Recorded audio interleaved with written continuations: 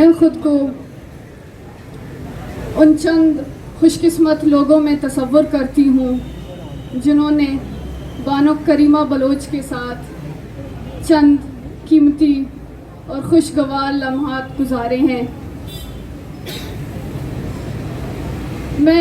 جب مجھے بلانے کے لیے کہا گیا تو میں نے کہا کہ بانو کی کردار اور بانو کی جو شخصیت ہے اس کو مجھے لگتا ہے کہ میرے عام اور روایتی الفاظ اس کے کردار کو بیان نہیں کر سکتے۔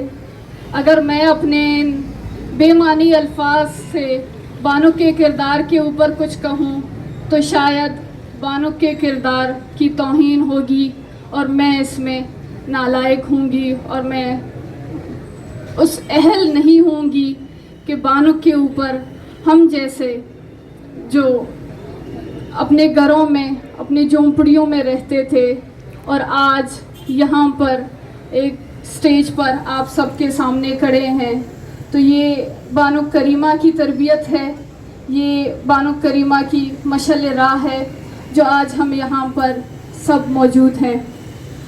مجھے وہ دن یاد ہے جب پہلی بار بانو کریمہ بلوچ ہمارے گاؤں میں مشقے میں جب آئے تھے تو مجھ سے پوچھا انہوں نے کہ تم اسکول جا رہی ہو؟ میں نے کہا نہیں۔ تو انہوں نے کہا کیوں نہیں جا رہی ہو؟ میں نے کہا ہمارے اسکول میں جو آرمی والے ہیں ان کے قبضے میں ہے کئی سالوں سے، اور اس وجہ سے ہم مشقے کے جتنے بھی طلبہ ہیں وہ گھروں میں بیٹھے ہوئے ہیں، اسکول تک نہیں جا سکتے۔ تو اس کے جو چہرے کے تاثرات تھے اور جس انداز سے اس نے مجھے کہا وہ مجھے چہرے کے تاثرات ابھی تک یاد ہیں۔ اس نے کہا کہ اچھا تو پھر تم لوگ گھروں میں بیٹھے ہو؟ میں نے کہا کیا کریں؟ تو اس نے کہا کہ جاؤ ادھر بیٹھو جہاں پر آرمی آپ کی اسکول کو قبضہ کر کے بیٹھا ہوا ہے، آپ ادھر ان کے سامنے بیٹھیں اور ان سے کہیں کہ یہ ہماری زمین ہے، ہماری اسکول ہے، ادھر ہمارا حق ہے اور تم یہاں پہ کوئی نہیں ہوتے ہو کہ ہمارے اسکول پر یہاں پر قبضہ کرنے والے۔ اور مجھے وہ دن بھی یاد ہے جب دوسرے دن میں ہر ایک گھر میں گئی تھی اور سب کو اکٹھا کرنے کہ چلو ہم اپنے اسکول کو آرمی والوں سے واپس لے لیں گے اور واپس اپنی تعلیم کو شروع کریں گے۔ تو ہر ایک گھر سے میں نے تمام طلبات اٹھائے جو کئی ہزاروں کی تعداد میں مل کر جب ہم ادھر گئے اور وہاں پر ہم نے نعرے بازیاں کی، وہاں پر ہم وہ آرمی والوں سے ہم نے 2 دن تک ادھر سڑکوں پر بیٹھے اسکول کے گیٹ پر، اور تیسری دن آرمی وہاں سے مجبور ہو کر ہمارے اسکول سے باہر نکلی۔ اس دن میں سمجھ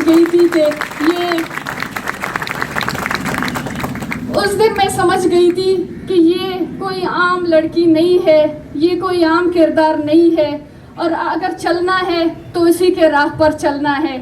آج اگر میں سمی بلوچ جو 12 سالوں سے اپنے والد کے لیے جدوجہد کرتی ہوئی آ رہی ہوں تو میں سمجھتی ہوں مجھے یہ راستہ بھی کریمہ بلوچ نے دکھایا ہے، کیونکہ جس طریقے سے میں جس علاقے سے رہتی ہوں، جس علاقے سے میرا تعلق ہے، وہاں پر نہ اس طرح کی ایکٹیویٹیز ہوتی تھیں، نہ ان چیزوں کا مجھے پتا تھا۔ واحد وہ کریمہ بلوچ تھی جنہوں نے مجھے کہا کہ جاؤ اپنے ابو کے لیے لڑو، تم چھوٹی ہو، تم آج بات نہیں کر سکتی ہو، کل تم بڑی ہوگی، کل تم اچھے سے بات کر سکو گی، لیکن خاموش نہیں رہنا ہے، اٹھنا ہے، کھڑا ہونا ہے۔ اور اسی دن میں اپنے گھر سے باہر نکلی اور میں اسی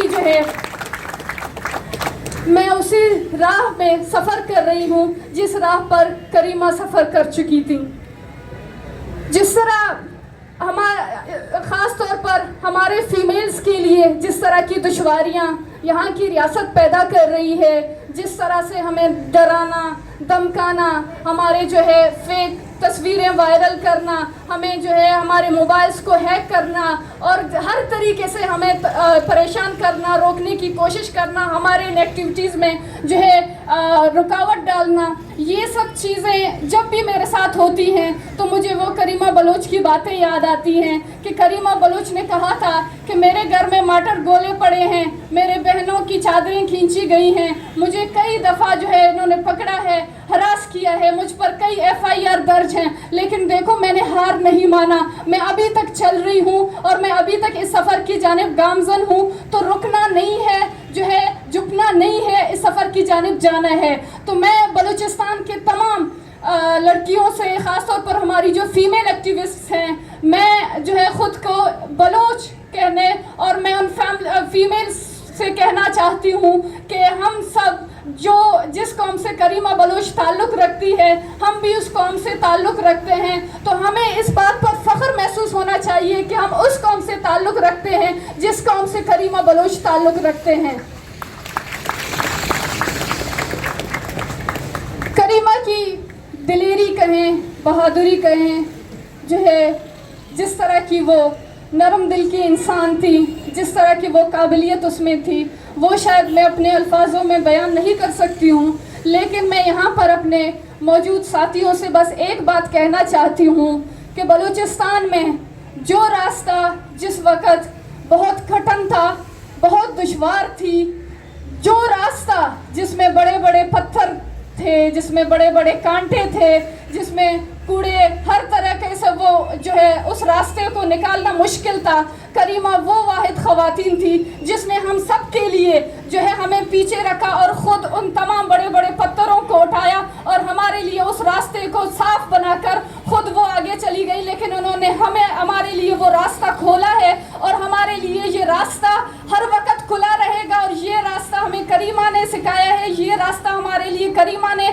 जो है हमें दिखाया है। तो जिस तरह की तकलीफियाँ उसने सही हैं, जिस तरह से इस समाज में, इस तरह की रियासत में उसने जो थ्रेट्स, जिस तरह के मुश्किलात, जिस तरह के मसाइल बर्दाश्त की हैं, वो मैं समझती हूँ हम में से आज कोई नहीं कर रही। क्योंकि इनकलाब तब आती है जब पहली जो है आवाज़ सामने आती है, और हम सब के दरमियान पहली आवाज़ वो करीमा बलोच थी जो हम सब के लिए इनकलाब थी, और इनकलाब आ गई है। और मैं समझती हूँ हमें करीमा के नक्शे कदम पर चलना है। और मैं अपने तमाम साथियों से गुजारिश करती हूँ कि हमारे लिए जो रास्ता करीमा ने खोला था, जो रास्ता हमारे लिए करीमा ने साफ किया था, हमें उस रास्ते पर चलना है, रुकना नहीं है।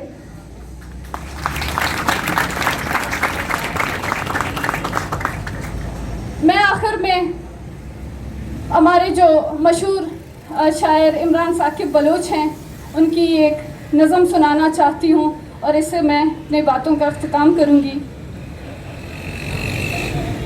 पदर सरों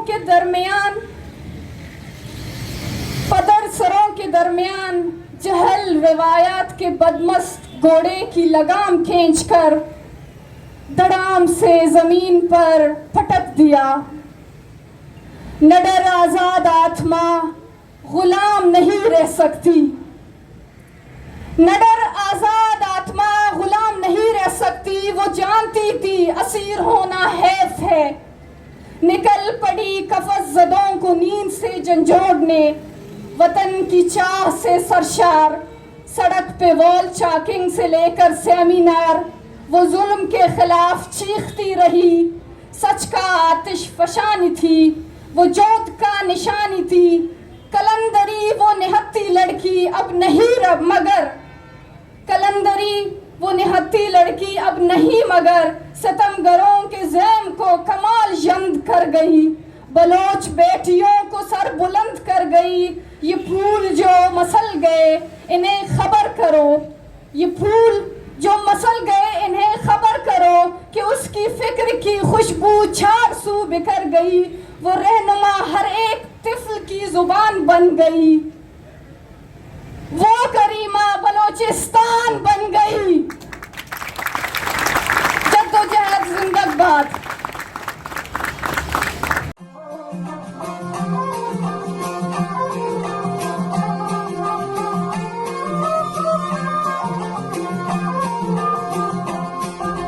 Zrumbish